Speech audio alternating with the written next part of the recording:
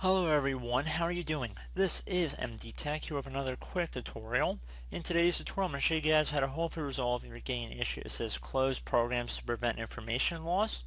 So this could generally be a sign that your paging file is not big enough on your computer and your system perhaps is not automatically able to adjust the size of such file.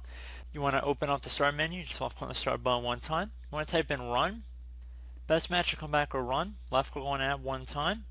Now you want to type in System, Properties, Advanced, exactly how it appears on my screen, no spaces. So again, System, Properties, Advanced. So I actually had to spell properties correctly there. So Systems, S-Y-S-T-E-M, Properties, P-R-O-P-E-R-T-I-E-S,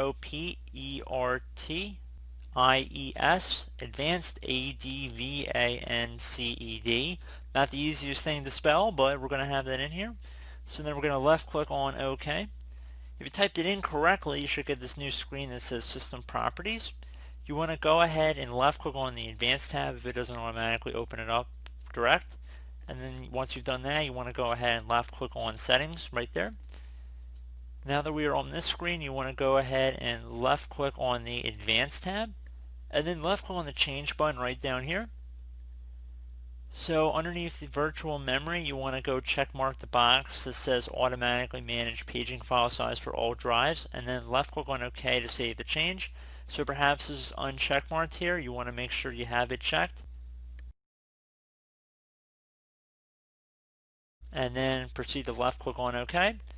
It's going to say the changes you have made require you to restart your computer before they can take effect. Left click on OK. I would suggest restarting your computer after closing out of any open programs or applications, and hopefully your issue has been resolved. So as always, thank you guys for watching. Do hope I was able to help you out, and I do look forward to catching you all in the next tutorial. Goodbye.